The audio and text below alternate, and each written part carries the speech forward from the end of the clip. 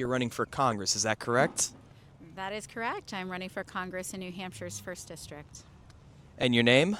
My name is Sarah Chadzynski, or Sarah C for 603.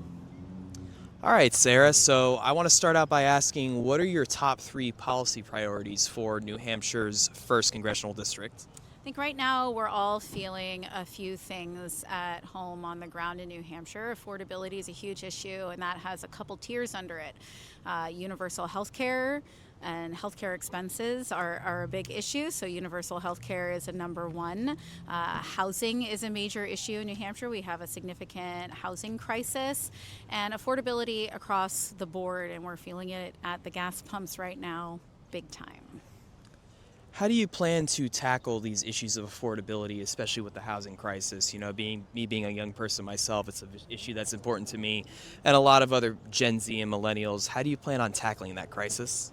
Yeah, I think we need to put significant incentives into building smaller, more affordable single family, as well as having ADU options on everything that's built, so that I know for us, when we were first purchasing a home, my husband and I, looking at being able to use the income from an ADU helped us qualify for mortgages. It also lowered our burden of paying a mortgage, and then having that ability to expand into more of that home if we want, or utilize that space, for example, for family aging in place.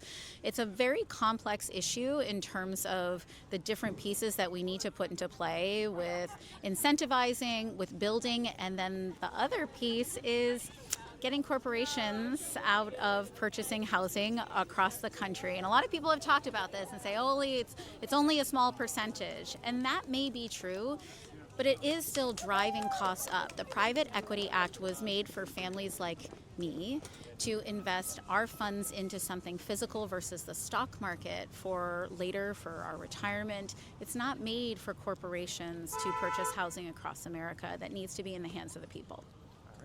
Do you have any primary opponents in addition to the general election?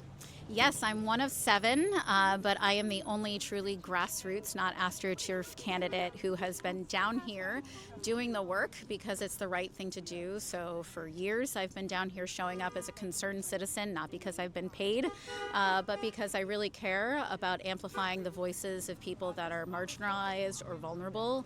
I was getting voices of people in Ukraine into members of Congress and other decision makers so that they could make good decisions based on real information from people that were experiencing what was going on. And that's been a through line for my life.